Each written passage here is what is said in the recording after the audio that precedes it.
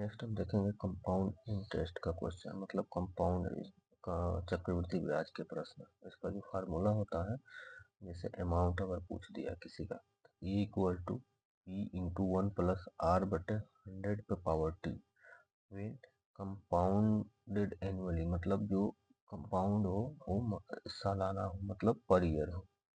Compound interest क्या होगा? CI। Compound interest को CI कहते हैं। CI equal to P minus A minus P, equal to amount minus मूलधन। अगर वो हाफ ईयरली कंपाउंड अगर पूछ रहा है, तो A equal to P into 1+R का डिवाइड हो जाएगा 2/100, टाइम इंटू 2 हो जाएगा। जितना हम डिवाइड करेंगे उतना हम टाइम से मल्टीप्लाई कर देंगे। जैसे अगर क्वार्टरली पूछ रहा, मतलब हाफ ईयर, मतलब 6 महीने पूछ रहा है, ये 3 महीने का पूछ रहा है। क्वार्टरली अगर पूछ रहा तो ये इस फार्मूला सेम रहेगा। आर से हम 4 डिवाइड कर देंगे और टी में हम 4 का मल्टीप्लाई कर देंगे। जितना से हम डिवाइड करेंगे उतना हम मल्टीप्लाई कर देंगे, वही फार्मूला हमारा होगा। अब हम इस पर क्वेश्चन देखते हैं। सबसे पहले हम पहला क्वेश्चन देखेंगे।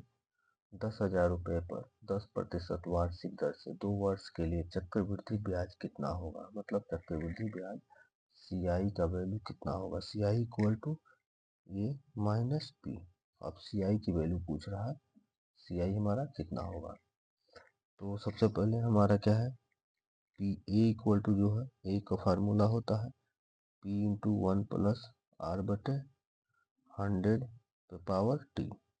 अब वैल्यू क्या क्या दिया है, जैसे P इक्वल टू दिया हुआ है 10,000, R इक्वल टू दिया है 10%, T हमारा कितना है 2 वर्ष। अभी हम इसमें रखेंगे तो P हमारा हो गया 10,000 ब्रैकेट में 1+10/100 पे पावर 2, मतलब ये कट जाएगा, ये होगा 10,000 इंटू, ये है जब हम इसका एलसीएम लेंगे तो 11/10 का स्क्वायर होगा, तो इंटू 11/10।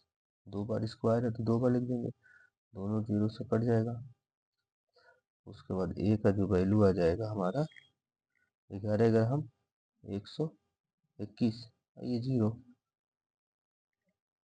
ये 10,000 है, तो ये हमारा डबल जीरो आ जाएगा, मतलब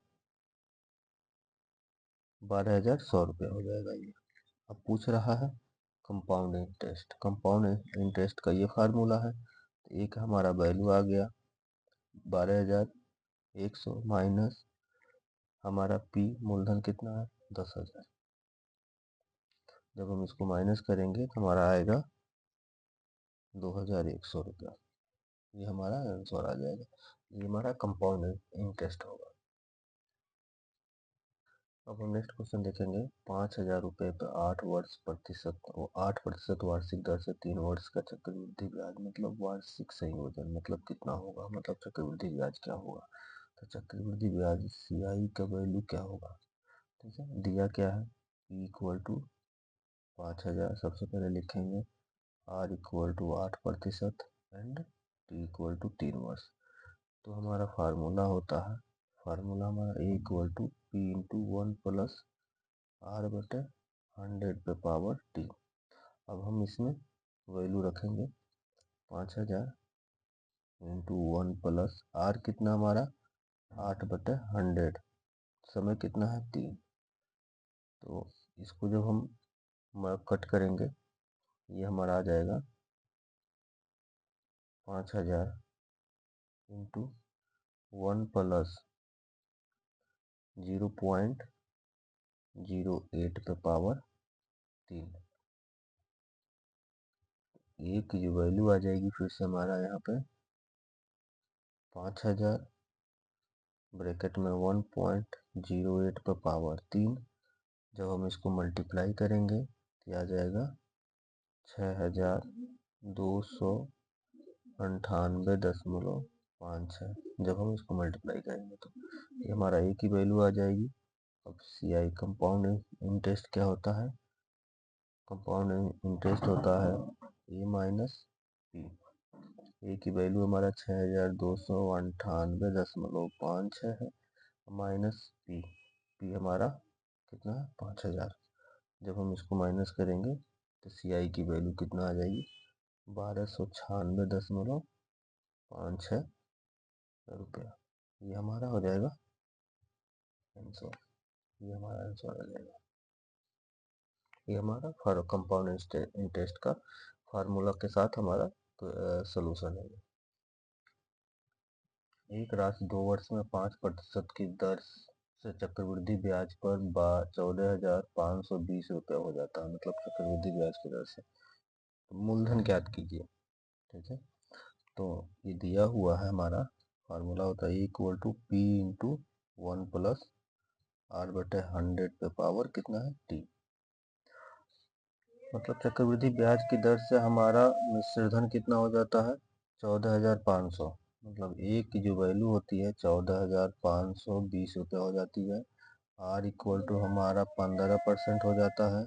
टी जो हमारा 2 वर्ष हो जाता है। तो हम इसमें रखेंगे तो 14,520 इक्वल टू हो जाएगा जो दिया हुआ हमारा ए की वैल्यू दिया, आर की वैल्यू, टी की वैल्यू हम फार्मूला में पुट करेंगे तो ए इक्वल टू हमारा 14,520 रुपया है। पी का वैल्यू पूछ रहा हमें 1 प्लस आर का जो वैल्यू है 15/100 पे पावर कितना है टी की वैल्यू 2 है।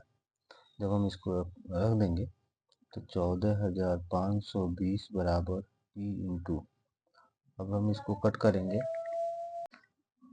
100, 1 प्लस 15/100 पे पावर 2 है। जब हम इसको एलसीएम लेके करेंगे तो 115/100 पे पावर 2 आ जाएगा।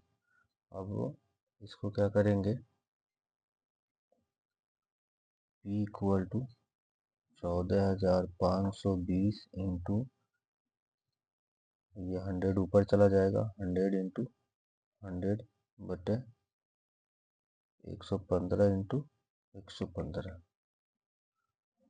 जब हम इसको मल्टीप्लाई करके कट करेंगे तो ये आएगा 10,975.43। पी का जो वैल्यू आ जाएगा 10,975.43 रुपीज़। ये हमारा आंसर आ जाएगा। हमारा जो मूलधन होगा ये हमारा मूलधन हो जाएगा। मूलधन हमारा जो 10,975.43 रुपये हो जाएगा। क्वेश्चन है 8,000 रुपये पर 2 वर्ष में 4 महीने 2 वर्ष 4 महीने, मतलब टी का जो वैल्यू है 2 वर्ष प्लस 4 महीने मतलब 4/12 हो जाएगा।